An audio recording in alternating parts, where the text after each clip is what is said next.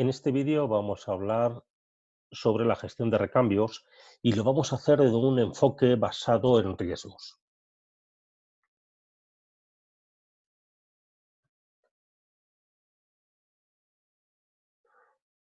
La gestión de recambios es fundamental para la cuenta de resultados de una organización. La verdad es que hay cientos de casos o miles de casos de empresas y de organizaciones que tienen un montón de problemas financieros debido precisamente a una mala gestión de recambios, que generalmente les hace adquirirlos en exceso y que luego pues, le supone pérdidas financieras difícilmente recuperables y que en algunos casos llegan incluso a la quiebra de la organización. Por lo tanto, es fundamental que busquemos un método o una forma de optimizar estos recambios. Voy a comentar algunos casos que he conocido y, como indico aquí, son casos dramáticos completamente. Este es un caso que me encontré en una empresa en Marruecos. Es una foto de su almacén, en el que me encontré que ellos tenían contabilizado alrededor de 4 millones de euros en stock de recambios. Una cantidad, vamos, enorme y excesiva. Pero lo más grave no era eso, lo más grave es que aproximadamente 1 millón de euros correspondían a repuestos que estaban obsoletos, que ya no servían para utilizarlos, bien porque se habían dañado o habían caducado en algunos casos, o bien incluso porque la maquinaria para la cual se habían comprado ya no estaba en la planta. El problema que tenía esta empresa era un montón de problemas contables para eliminar esos recambios obsoletos. Este segundo caso me lo encontré en Colombia y bueno, pues era también otra planta que tenía un stock de recambios valorado en 2,5 millones de dólares americanos, y también una cantidad enorme. Ellos tenían un turnover de 0,28, es decir, que a ellos lo que les pasaba es que el recambio se tiraba muchísimo tiempo en su almacén y la estimación de obsoletos era aproximadamente un 21%. No tenían una contabilidad clara, pero estimaban que de esos 2,5 millones de dólares, el 21% eran de recambios obsoletos. ¿Cuál era el principal problema que tenía esta planta? Que estaba en una zona franca.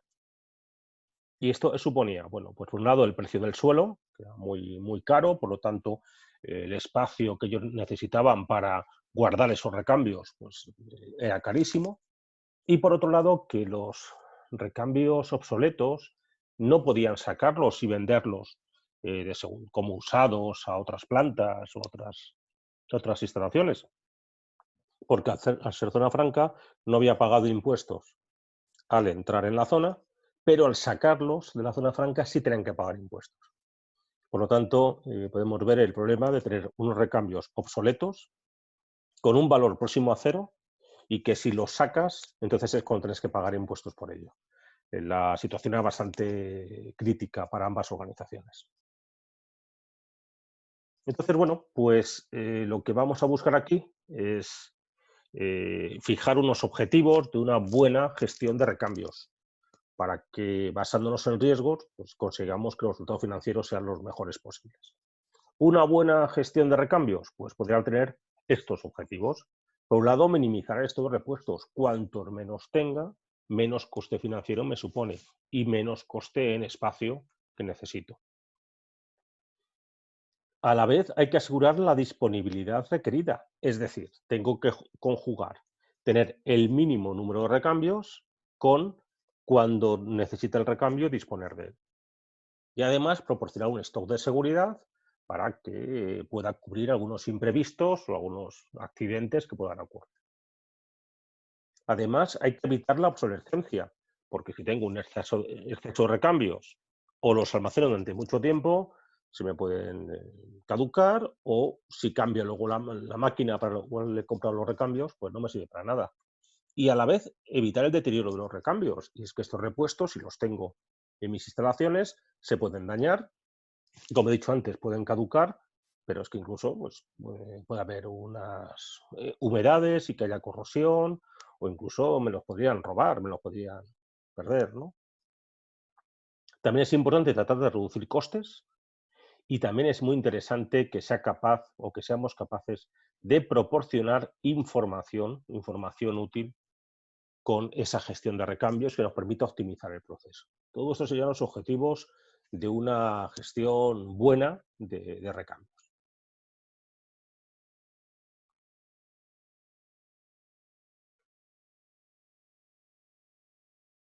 Aquí debemos considerar, y esto también es un tema importante, y es que el stock de recambios es un stock un poco particular, porque es un stock que no queremos utilizar nunca.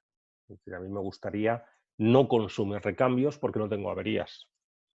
Sin embargo, fijaros el problema que nos supone. Por un lado, necesito recambios para poder mantener la disponibilidad de nuestras máquinas y poder trabajar, pero a la vez me gustaría no gastarlos, porque cada vez que los gasto es un coste eh, casi innecesario, ¿no? Entonces, es una gestión bastante complicada y diferente a cualquier otro tipo de inventario.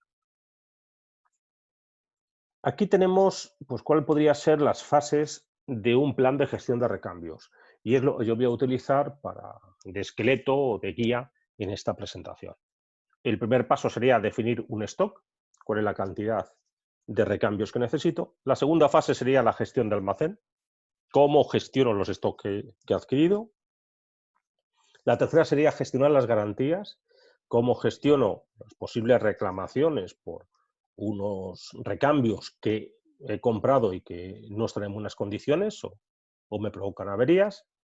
Y por último, ¿qué hago con los obsoletos? Porque debemos contar que nos van a sobrar recambios, bien porque hemos comprado demasiados, bien porque cambiamos la maquinaria y posiblemente nos queden productos obsoletos que tenemos que gestionar y que tenemos que hacer algo con ellos. Para definir el stock, yo recomiendo utilizar una matriz de riesgos, pues, por ejemplo, como esta de aquí.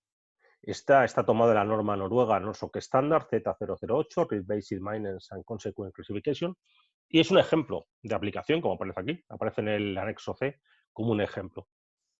No significa que haya que utilizar esta específicamente, pero sí que nos diseñemos una matriz de riesgos que nos pueda ayudar a definir la cantidad exacta de esto. Veamos cómo trabaja esta matriz a modo de ejemplo. En esta matriz lo que vamos primero es a clasificar la demanda de recambios. En este caso, se ha clasificado entre grupos: recambios de primera línea o utilizados muy frecuentemente, recambios no utilizados frecuentemente y recambios capitales o recambios que no se utilizan nunca. Naturalmente podemos utilizar otras escalas. Yo recomiendo que haya entre 3 y 5 grupos. Tampoco creo que haga falta hacer más, y si hacemos solamente uno o dos grupos, de luego no sirve para nada. Entonces, entre 3 y 5 puede ser un buen número. Una vez que hemos clasificado los recambios por su demanda, vamos a clasificarlo también por la consecuencia que tiene para la organización no disponer de recambio en el momento que se necesita. Es decir, qué coste le supone a la organización que yo necesite un recambio y no tengo. Y aquí también han optado por clasificarlo en 3 niveles: consecuencias leves o bajas, medias y altas. Igual que antes, yo recomiendo que sea una clasificación entre 3 y 5 niveles, no más. Y en función de esto, pues vamos a ver qué resultados tenemos. Entonces vamos a clasificar cada recambio por su demanda, por su consecuencia, y estará en algún cuadro de estos. Lo primero que nos vamos a encontrar es que va a haber una zona, esta zona verde que hay aquí, que va a incluir a los recambios que se utilizan muy poco y con unas consecuencias, en caso de no disponer de recambios, medias o bajas. Es esta zona verde. En este caso, lo más adecuado es que no adquiramos ningún tipo de stock, no tengamos stock. Sí que tengamos localizado un proveedor, por supuesto, incluso podemos tener algún tipo de acuerdo con un proveedor para asegurar que cuando necesito tengo el recambio, pero no compremos. ¿Por qué? Bueno, pues porque son recambios que vamos a utilizar muy poco, que si no tengo la consecuencia no son graves, y sin embargo, si almaceno, me supone un coste de compra, un coste de almacenamiento y un riesgo de obsolescencia. Por lo tanto, este grupo lo tendríamos en esta decisión, no adquirir esto. Veamos el segundo grupo. El segundo grupo sería esta zona amarilla. Fijaros que incluye, pues, unos ratios de demanda no medios altos y también unas consecuencias medias altas. Toda esta zona amarilla. Lo que vamos a hacer es disponer de un stock, pero vamos a buscar si hay alguna forma de ser una solución no convencional. Me explico, no es necesario que lo tengamos en nuestra instalación, en nuestra planta. A lo mejor podemos buscar la forma de que esté en régimen de consignación, por ejemplo, es decir, que lo tenga el proveedor reservado para nosotros, pero tenga el proveedor, que sea un recambio compartido con otras plantas, pues oye, a lo mejor lo tenemos en nuestra instalación o está en otra, pues un recambio compartido entre varios. Y lo puedo tener en mi instalación, pero si lo necesito en otra empresa, otra planta, se lo doy, o lo tiene otro, y si yo lo necesito, me lo cede. Podemos buscar alguna forma. Consignación, recambios compartidos, recambios en un almacén central. Bueno, buscamos una forma de saber que puedo disponer del recambio, pero no necesariamente lo tengo en el lugar donde lo necesito. Y por último, encontramos pues dos niveles más, que sería pues disponer un stock adecuado o, en este caso, de repuestos capitales, pero con un riesgo muy alto, pues aquí lo buscaríamos en la forma de optimizar mediante un buen análisis de riesgos que nos permitirá calcular de forma económica, cuando digo forma económica me refiero en unidades monetarias, usando como unidad de medida el euro o el dólar, la cantidad de recambios que necesito. Es decir, que nos fijamos que hay una zona de no tener stock, de tener stock de forma no convencional, y hay dos casos, este aparece ahí en rojo y este aparece ahí en amarillo abajo, que requeriría hacer un análisis de riesgos mucho más complejo y más completo para decidir exactamente el número de recambios que necesito. ¿Cómo hacemos ese análisis de riesgo?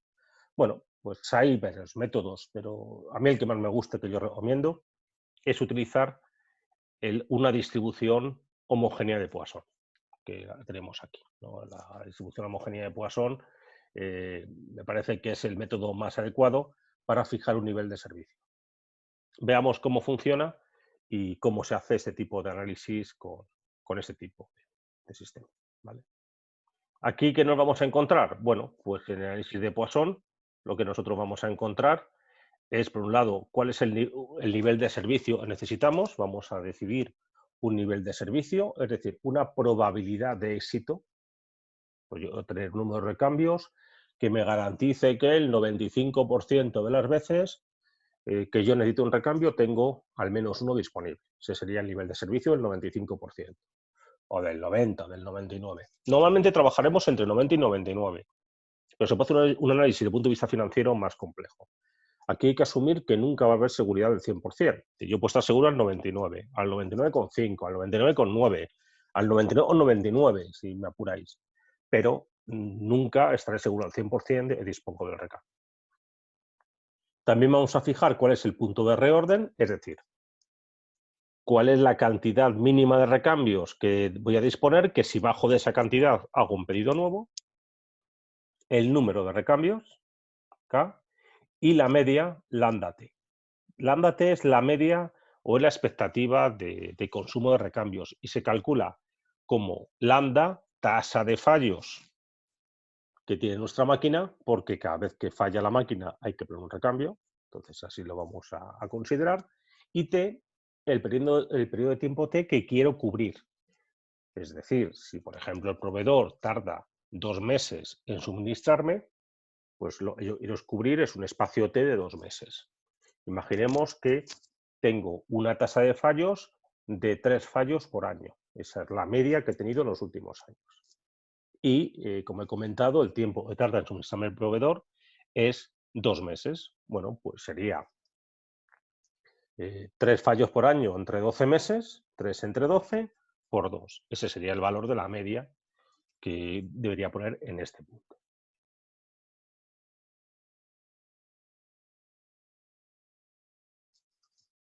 Aquí podríamos ver pues, cuál sería el coste del recambio desde un punto de vista financiero. Vamos a ver qué valores ponemos.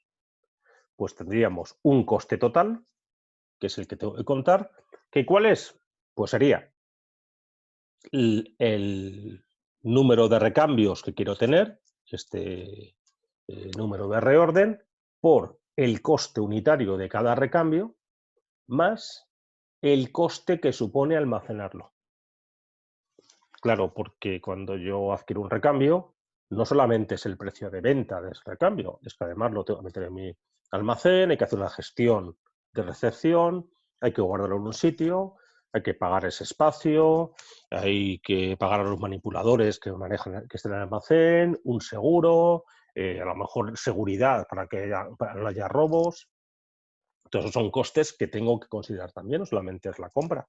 Por lo tanto, aquí sería el coste unitario del recambio más el coste unitario de almacenamiento. Y todo eso lo multiplicamos por el número de recambios que voy a tener. Pero es que esto hay que sumarle el coste de no cubrir la demanda, porque, como hemos comentado antes, el nivel de servicio nunca va a ser de 100%. Y puede haber alguna probabilidad de que, aunque yo tenga muchos recambios, me quede colgado y no tenga repuestos suficientes. 1 menos nivel de servicio será la probabilidad de no cubrir la demanda que yo quería, y C sub C es el coste de la consecuencia que supone no tener el recambio a tiempo. Imaginemos, ¿no?, que no tener recambio a tiempo, pues lo que me supone es tener que parar la máquina, hacer un pedido urgente, que me cobran más caro, y además pagar la empresa de mensajería que me lo trae. Bueno, pues todo ese es el coste de la consecuencia, las horas paradas de la máquina, el coste de comprar urgente un componente y el coste de la empresa de mensajería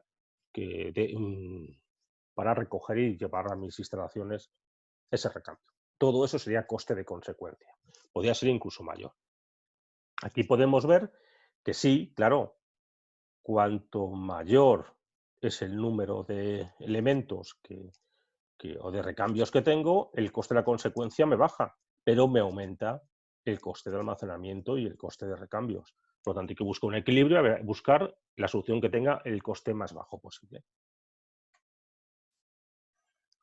Por último, podemos elegir también cuál sería la cantidad económica de adquisición o cuál es el número que tenemos que hacer en cada pedido, el pedido óptimo. Pues aquí un poco lo tendríamos. Esta sería la fórmula tradicional que se utiliza para el pedido óptimo. Una raíz cuadrada de 2 veces la media lambda t que he explicado antes, tasa de fallo por tiempo que quiero cubrir, por S, que es el coste de tramitación del pedido. Porque también cuando hacemos un pedido, eso supone un coste de tramitación. Tendremos un departamento de compras, hay un personal administrativo que tiene que dedicar unas horas, tiene que rellenar la documentación, hacer un envío de la oferta formal y todo eso supone un coste. Y H, pues sería el coste de almacenamiento. Sobre el pedido óptimo, nos vamos a fijar un detalle, y es que cuanto más alto sea el coste de almacenamiento, me interesa tener menos recambios, comprar menos recambios de cada vez. Lógico, claro, porque ese recambio tengo que recepcionarlo, tengo que colocarlo en su sitio, ocupa un espacio, cuanto menos tenga, mejor.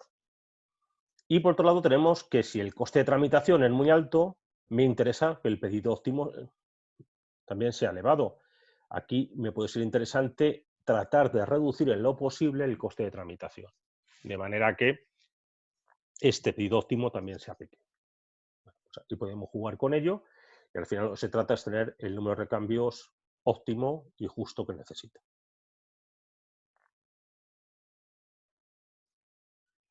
Al final, como hemos visto, lo que se trata es de reducir los costes de almacenamiento, a ver qué se puede hacer para que almacenar sea más barato, reducir los costes de las consecuencias, es decir, que si me quedo sin recambio, el coste sea el más bajo posible, y reducir los costes de tramitación, que sea muy barato hacer toda la parte administrativa relacionada con el coste. Sobre la gestión de almacén, pues yo he marcado aquí pues 5 niveles o 5 fases que debemos considerar. Todas ellas tienen que ver con el coste de almacenamiento y es importante juguemos con ello para intentar reducirlo lo más posible. Veamos cómo se forman estos 5 grupos. Primero tendríamos la parte de recepción, y es que cada vez que llega un recambio a nuestro almacén, pues deberíamos recepcionarlo, comprobar que la referencia exacta, comprobar que la cantidad de recambios es la que queríamos, comprobar también las condiciones en las que llega el producto y también revisar la documentación necesaria, pues el requerimiento legal que la acompañe. No sé, si compramos lubricantes industriales, pues debería llegar la ficha de seguridad, por ejemplo, pues hay que comprobar que la tenemos, que el producto es el que es, que llega en buenas condiciones y que la entidad hacer la justa. Bueno, pues sería lo que debemos hacer el proceso de recepción, que es un proceso que tiene un coste y que también tenemos que añadir a todo este proceso, porque esto tiene un coste y cuanto más producto compremos, pues mayor es este coste. El siguiente punto es la localización, dónde se guardan los recambios. Tradicionalmente se utilizan almacenes centralizados.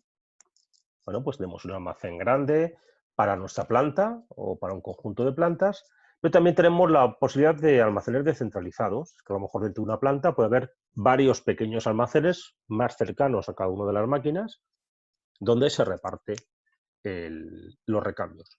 Esto, por un lado, supone un aumento de coste de gestión y de administración y más complejidad, pero a lo mejor ahorramos tiempo y ahorramos dinero a la hora de coger el recambio y utilizarlo. Pues habrá que tenerlo en cuenta.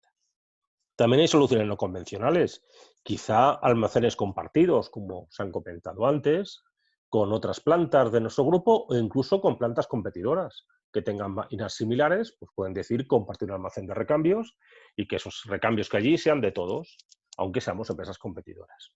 Régimen de consignación, que también lo he comentado antes. Esto sería mantener el recambio en las instalaciones del proveedor, son propiedad del proveedor, pero el proveedor te lo tiene reservado y le pagas una cantidad por tener ese derecho de usar el recambio. Y, ¿por qué no?, utilizar máquinas de vending industrial, que son muy interesantes. Una máquina de vending que tengo en mis instalaciones, allí están los recambios, pero los recambios son propiedad del proveedor y yo solamente lo pago cuando lo uso. Pues es una solución también interesante que me puede ayudar a optimizar la gestión y reducir mis costes. Un tema que me he encontrado algunas veces y que debemos evitar son los llamados Squirrel Stores o almacenes de ardilla. ¿Qué es esto el almacén de ardilla? Bueno, pues sencillamente el operario o el técnico o incluso en algún caso me he encontrado el jefe de mantenimiento que no se fía del almacén y lo que hace es que guarda un recambio en su despacho, en su oficina, por si lo necesita. Y la forma de garantizarme que ese recambio pues no falta es que yo lo saco del almacén, aparentemente se ha utilizado, todo el mundo lo ha utilizado, de hecho el almacén compra otro, pero yo no lo he puesto en la máquina, lo tengo guardado en un cajón, que solo sé yo dónde está, por si me hace falta utilizarlo y que me sirva de factor de seguridad. Bueno, esto me lo he encontrado algunas veces y luego hay que evitarlo. Si aparecen Squirrel Stores es básicamente porque hay una mala gestión de almacén. Esto hay que evitarlo. También debemos tener en cuenta, pues, cómo se distribuyen o cómo se reparten los recambios dentro del almacén. Y es que podemos encontrarnos, pues, que dentro del almacén se distribuyan los recambios por máquina o por tipo de máquina. Pues no sé, los recambios del motor están en un sitio, los recambios de la turbina están en otro, los recambios del compresor están en otro sitio. Por familia de recambio, es decir, todos los cojinetes juntos, los rodamientos juntos, todas las correas juntas. Pero también puede haber almacenes flotantes en el que los recambios se van cambiando de sitio según su demanda y los que más se utilizan están más cerca de la salida y los que se utilizan menos pues están en las localizaciones más lejanas. O incluso distribuciones aleatorias, en el que cada recambio se almacena en un lugar aleatorio del almacén, de manera que cuando haya que coger una serie de recambios para hacer una operación, pues se pueda calcular la ruta más corta para recoger esos recambios y se ahorra tiempo en ese sentido.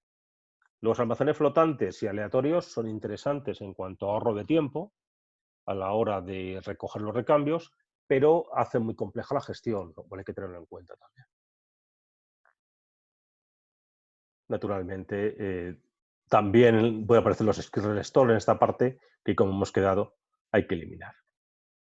También es importante la parte de información, y es que cada vez que tengamos un recambio, pues debemos tener una gestión de datos que necesitamos, como pueden ser una identificación correcta del recambio, saber cuál es, datos comerciales, por si hay que contactar con el proveedor, por tema de garantías, por ejemplo, cuál es el proveedor, cuál es la información técnica de ese recambio, que en algunos casos hay incluso una información legal que debemos tener, cuáles son las condiciones del almacenamiento, porque a lo mejor no todos los recambios se pueden almacenar de todas maneras, y cuáles son las condiciones de eliminación, porque puede ser que se nos quede obsoleto ese recambio y tengamos que tirarlo. Entonces, es importante disponer de esa información para poder gestionarla. Y por último, podemos jugar también con los flujos de salida, es decir, cómo sale el recambio de nuestro almacén. Tradicionalmente tenemos dos sistemas, pero yo añado un tercero. Los tradicionales, el LIFO y el FIFO, que son last in, first out. El último recambio que entra en el almacén es el primero que sale. Es el sistema, digamos, más fácil y más intuitivo, más sencillo. Lo que pasa es que puede provocar que haya obsolescencia. Hay que tener cuidado porque puede ser que haya recambios que se tienen mucho tiempo en el almacén y no se consumen. Aparentemente el ideal sería el first in, first out. El primer recambio que entra es el primero que sale. Pues parece que es también lo más intuitivo, aunque luego llevarlo a la práctica no es tan fácil.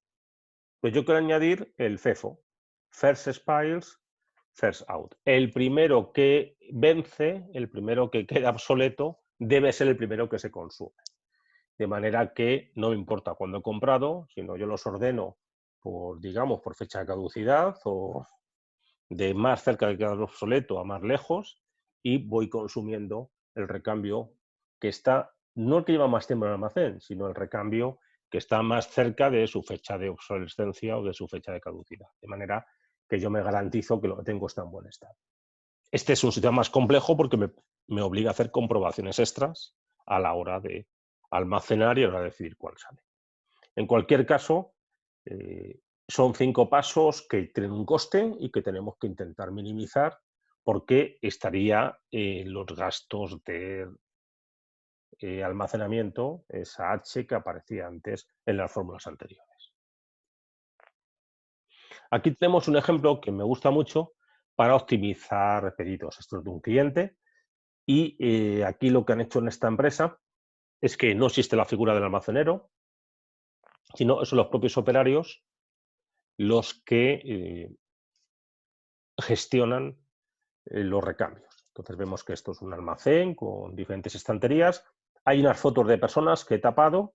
Cada persona de la foto es el responsable de una serie de estanterías. De manera que, bueno, pues el que es responsable de colocar los recambios, ver que están todos y, en principio, hacer los pedidos, son los propios operarios. Incluso ahí no se salva nadie. En esta foto de aquí, por ejemplo, está el director de producción, sería esta persona de aquí, que también es responsable de una de las estanterías. Lo que se busca en esta planta es aplicar los principios del Lean Manufacturing, de manera que se reduzcan los costes en lo posible de almacenamiento, como pues mediante la reducción de desperdicios. Hemos quedado que es importante reducir ese valor H de coste de almacenamiento. Y además también aquí han buscado la forma de que se reduzca los costes de gestión de pedidos, la S que aparecía también en otra de las fórmulas. Para ello se utiliza tarjetas Kanban que están colocadas en cada una de las bandejas. Aquí se ve una tarjetita roja, se ve aquí, que indica cuándo hay que hacer un nuevo pedido, cuándo hay que hacer el reorden del recambio. Entonces, el sistema que utilizan aquí es que no hay un responsable de compras. Compras lo que hace es que gestiona y queda con los proveedores, pasa a los proveedores las condiciones de compra.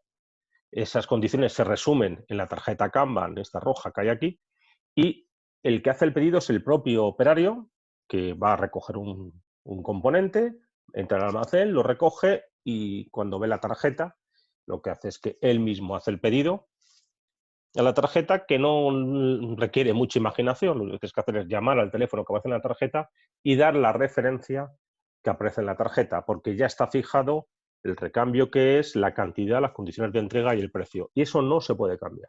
Eso lo cambia Compras, que negocia pues una vez al año o una vez cada 2 años en este caso este cliente era una vez cada 2 años, con los proveedores.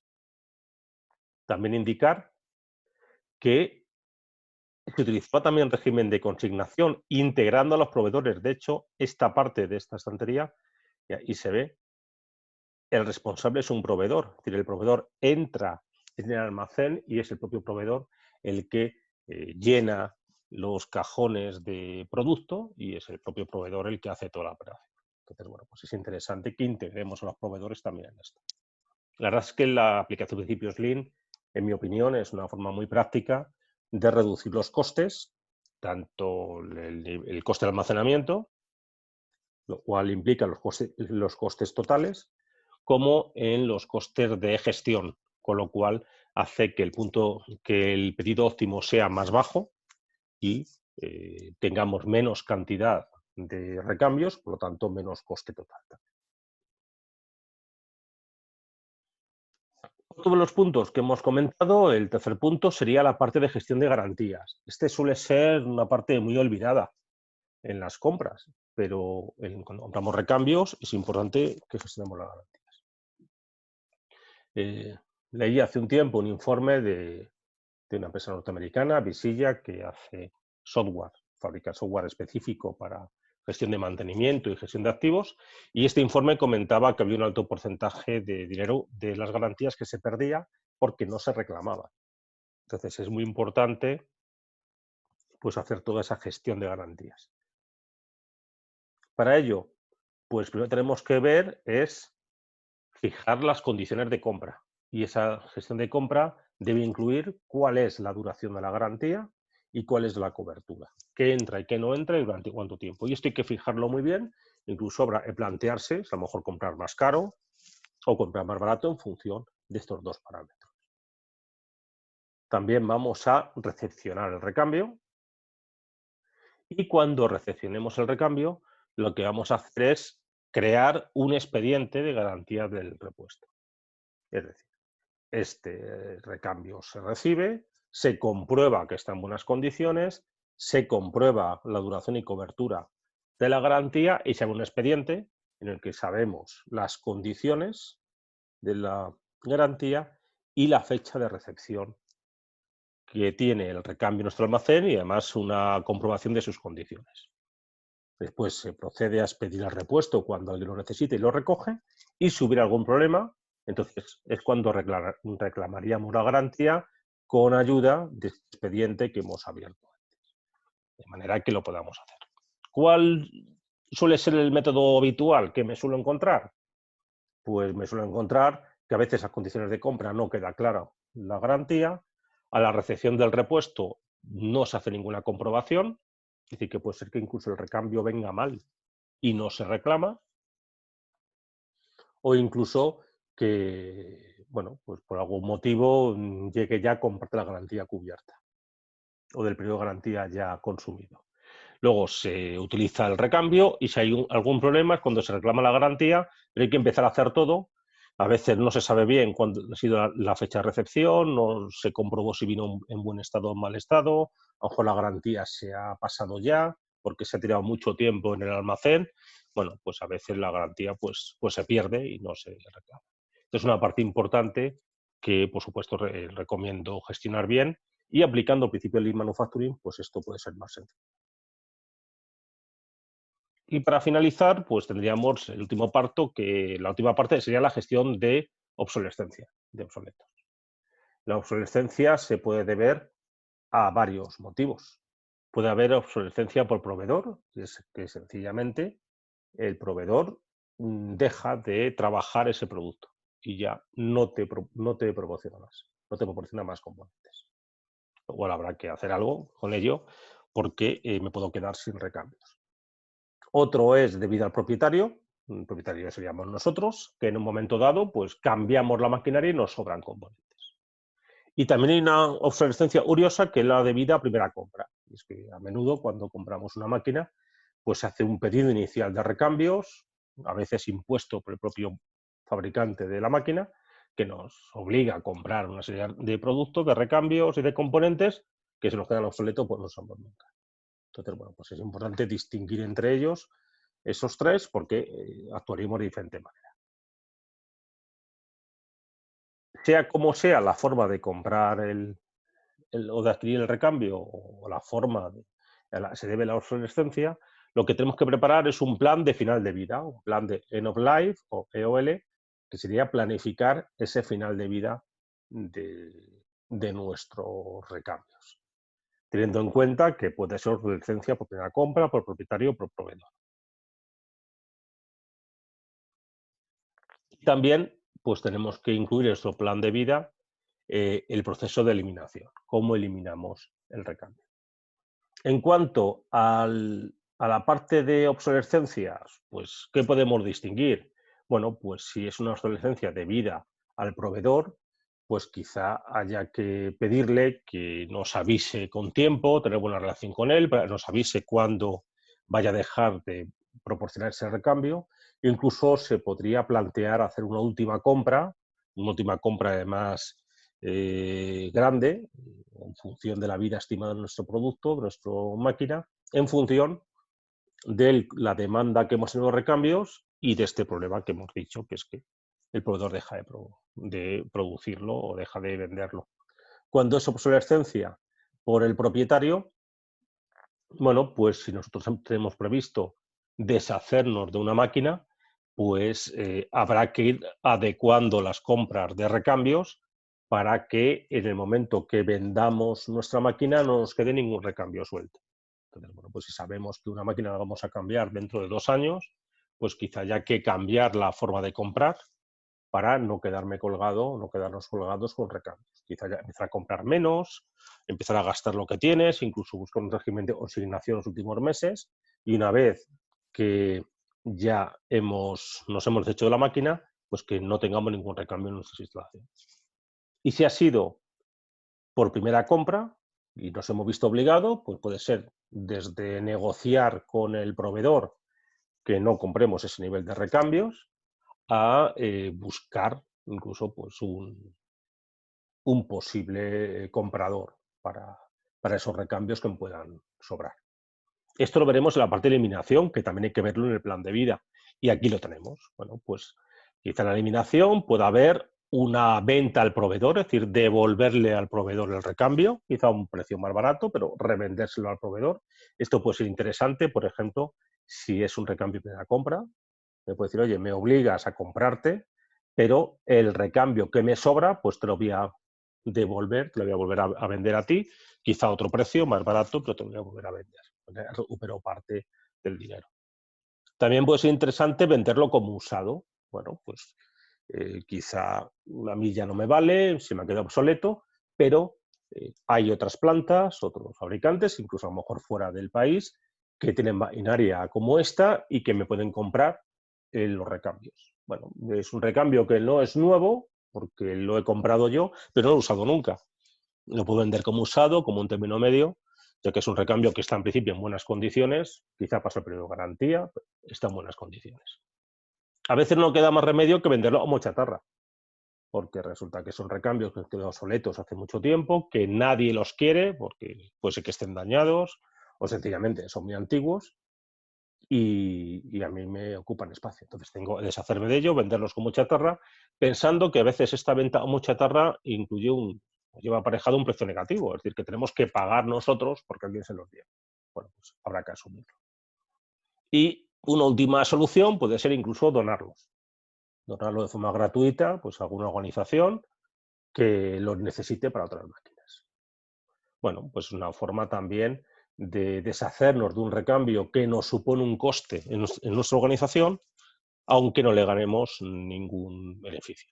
Tenemos que pensar que la venta como chatarra muchas veces es de precio negativo, es decir, que muchas veces pagamos por evitarnos ese coste.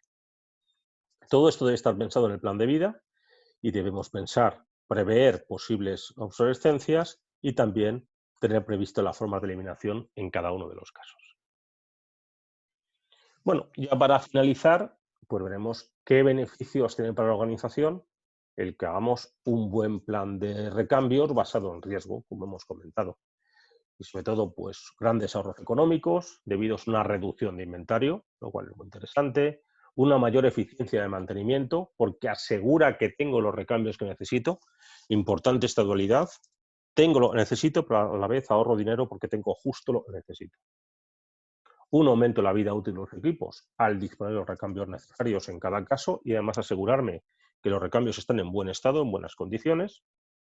Una mayor motivación del personal, porque a veces desmotiva mucho que haya una avería y no haya recambio y haya que parar. Aquí sé que todo funciona, lo cual el personal lo va a agradecer, saber que cada que necesito algo voy al almacén y está, y además está en su sitio. Oye, fantástico. Y bueno, pues esto los supone pues estos beneficios que vamos a celebrar si somos capaces de implantarlo, ¿vale? En la parte de reducción de inventario y ahorro también pensemos en el ahorro que supone el ahorro financiero, que supone tener menos recambios, no adelantar el dinero de la compra, consumir también menos espacio y menos trabajo a la hora de almacenar. Bien, para más información sobre la gestión de recambio basado en riesgo, pues les recomiendo visiten nuestra página web, pongan en contacto conmigo en el correo electrónico o a través de mi tarjeta virtual que está en el código QR. En Alterevo pues les podemos asesorar y hacer consultoría en este sentido.